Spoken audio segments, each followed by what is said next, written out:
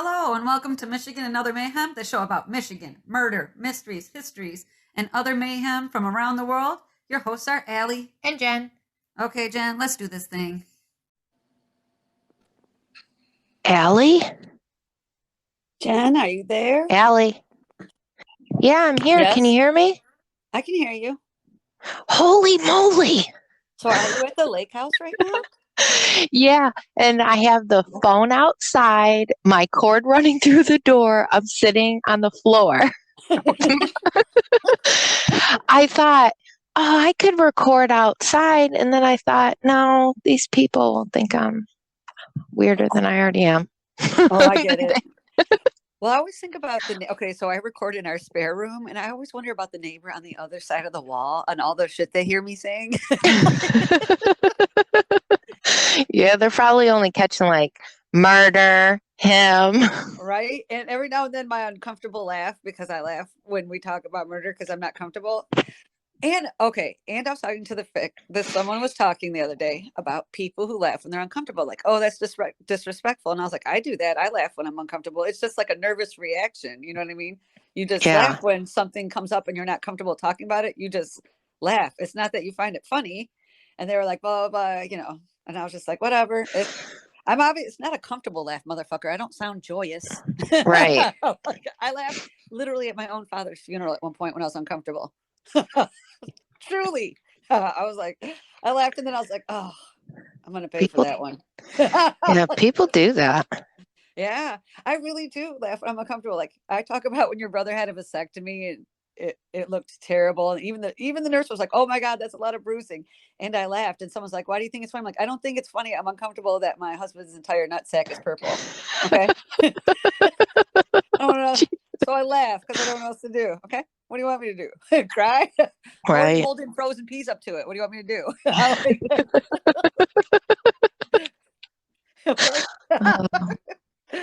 But what are you going to talk about today? I'm going to talk about the murder of Stacy Chahorski, Chahorski. Okay. What are you talking about? I'm going to do cases that were solved without DNA. Yeah. Oh. Yeah, no DNA involved, but cases solved. I've got two stories, actually. One about a woman who is whose sisters report her missing, and another about a murder that was solved without DNA. Well, pretty sure it's solved, but I'll let you know. Okay. You want to go first? You want me to? I think I went first lately, so you go ahead and go first. Okay. December 16th, 1988, a woman's body was found on the embankment of Interstate 59 in Rising Farm, Georgia, which is about 30 minutes or so from Chattanooga, Tennessee. Okay.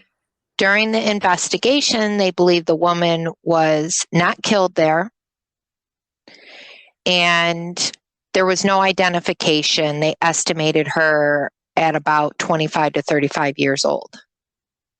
Wow. DNA was collected, but no matches were found, and no missing persons reported matched the woman's description.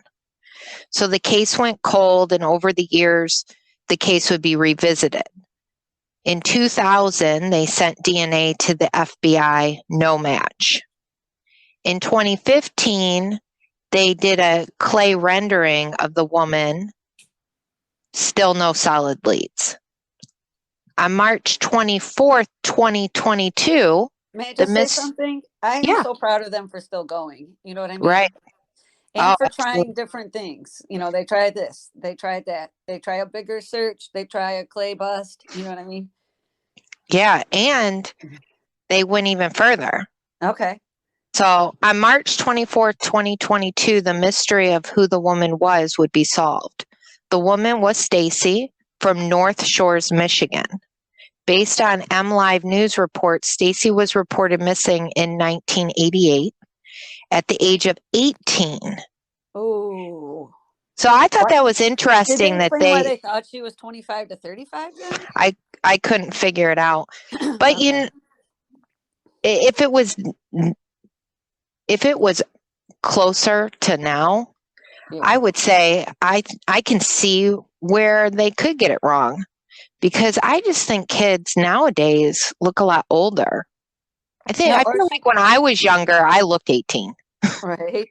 Maybe it was that it could be one. Maybe she led a hard life, because sometimes people do look older when life's been a little rough. Or maybe there was like some decomposition, and because what year was she found? In the 80s? Yeah, 88. Oh, the year she went missing. Oh, okay. So yeah, I was gonna say also it's 1988. They don't have the good forensics we have right now. Yeah. Yeah. So she went on a cross-country road trip. The last time she was heard from was in September 1988, when she called her mother. Stacy told her she had plans to travel from North Carolina to Flint, Michigan, and then from there to Muskegon County. Okay. Stacy's mom would report her missing to the police in January 1989. The case would go cold, of course, and North Shore police would revisit the case. Based on polished news report station, police collected DNA from Stacy's family in 2010. Working with the FBI, they found no matches. And a few years later, they turned to a private lab who specialized in helping identify remains. Oh my gosh. And that's what would lead to solving the question of who she was. And now the police have turned their investigation and put efforts into finding who murdered her.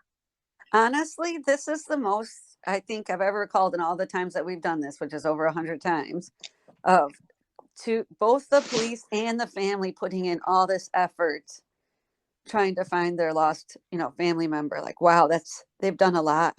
Yeah. And I was interested if Stacy's mom was still alive. And I did finally took me a while, but I did finally find a news article that said that the police had reached out to her and let her know. So she's alive. So her mom does know. Okay. Yeah. And I also read in a Georgia Law News article, about at the same time they identified Stacy, they identified another woman who they confirmed was the victim of Samuel Little. So this woman was found, I believe, in the same town. I don't know if it was in the same spot, but like the same general area. Yeah. And so they confirmed that she was the victim of Samuel Little, which was a serial killer who confessed to murdering 93 women between the 70s and 2005. Yeah, that man is terrifying. Yeah, which 60 of those of the 93 have been confirmed he was involved in. Yeah. He killed across 19 states, which in my mind, he could be a suspect in Stacy's murder, but I couldn't find any news reports talking about that. Yeah, as I say, he drove a truck and would kill women. He's the one that in prison would draw pictures and would show photos that he had of the women. That's how they were able to confirm a lot of shit. He's dead now. He died recently, but he would paint paintings of them, of the women that he murdered. He's disgusting. Absolutely. All right, hit me with what you got. Okay.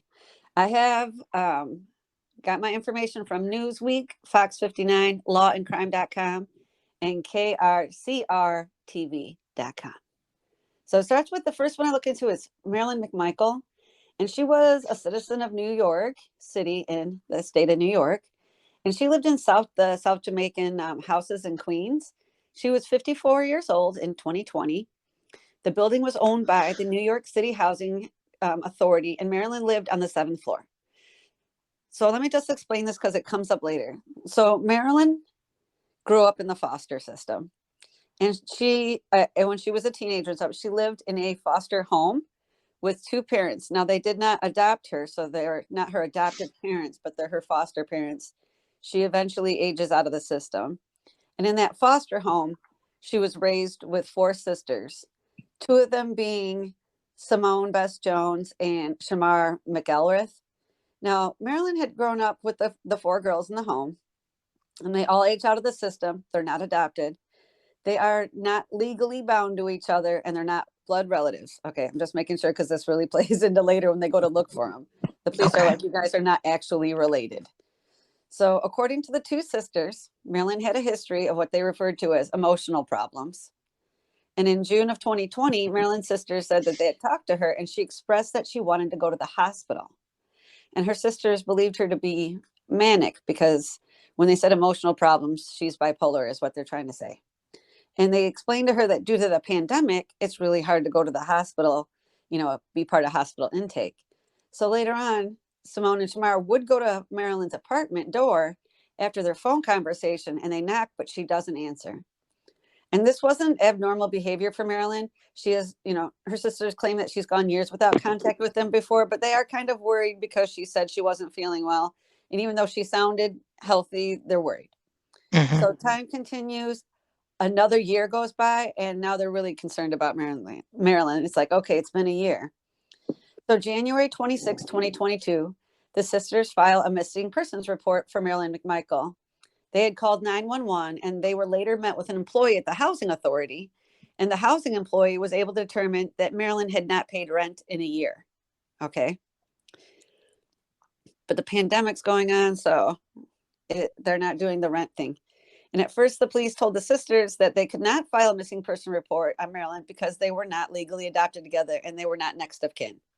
That's So, ridiculous. Isn't that fucking ridiculous? Like, you don't have to be related to someone to know that they're missing. So Yeah, what happens if you don't have anyone? Exactly. That's the craziest thing I ever heard. So Simone and Shamar, they're told that their parents were listed as the emergency contacts, right? So then the sisters explain that their parents have been dead for 20 years and nobody's going to be filing paperwork on Marilyn's behalf if it's not them. So at one point, they do get an officer to meet them at the housing unit. And Shamar and Simone heard him complaining about having to be on a quote, stupid call, end quote, to come look for the sister. The housing employee and the officer went to Marilyn's apartment, but their key didn't work and she didn't answer the door. So they were like, sorry, they just gave up and left. So now the sisters don't know what to do, right? They don't have any other form of recourse. They don't know how to check on Marilyn. I just want to let you know that if that was you, I'd just bust in. I honestly would have tried to kick the door in. Like, they would have to come and get me for breaking and entering. Especially if you'd been gone for a year and you hadn't paid rent for a year, I would know something was wrong. You know what I mean? Right. So what happened to Marilyn became unsolved. It remained unsolved until April 26, 2022. And that's when construction workers had set up scaffolding outside Marilyn's building to do some work. Marilyn's curtains had been drawn back and they were able to see her skeletonized body lying on her bed. And the medical examiner said it would take like 4 to 6 months for Marilyn's autopsy to be complete. And the cause of death can't be determined until then. And they think that the rent pause during the pandemic helped keep Marilyn's death like an unknown secret, as the late rent wasn't being actively pursued. Because I feel like normally someone would have probably broken in and evicted her. But yeah, she was found by construction workers. Wow. And I feel so bad for the sisters who really tried everything to, get their, to get to their sister. And at one point there was literally nothing they can do to find her, even though they knew that she was, signs point to trouble. Yeah. Yeah. So now I'm going to tell you about, slightly worse one. This involves murder, but it is considered, I would consider it solved. We'll see. And so Frank McAllister, he was 19 years old in 1993, and he was living in Redding, California with his girlfriend, Donnell Tate, and Frank was his mother's only child. He had recently been in a car accident, and he received this payout of close to like $5,000, which in 1993 is good money, let me tell you. So it was. One night after the payout, Frank borrows Donnell's car, and he leaves the apartment. So Donnell called the police May 7th, 1993, the next day, to report Frank and her car missing. Her car was discovered that day after the report was filed, but Frank was not. Now, Donnell's car was found abandoned in the Costco parking lot in Redding, California.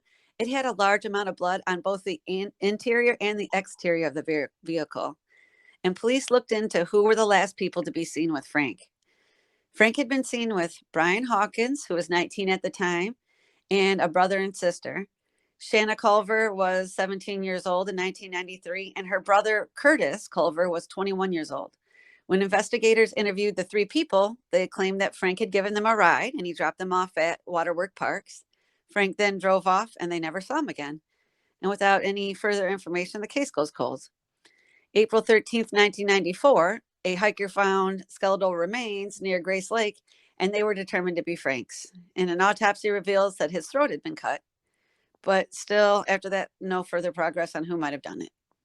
25 years later, in early of 2018, Brian Hawkins contacted a California-based affiliate of ABC for an interview. He would confess to the murder of Frank McAllister a quarter century earlier on live TV. So Brian explained, quote, "I'm going to turn myself in next door at the sheriff's department for a crime I was involved in years ago," end quote.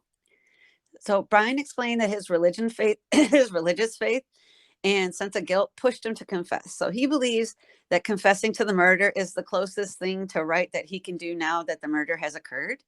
And in his confession, Brian implicated siblings Shanna and Curtis Culver.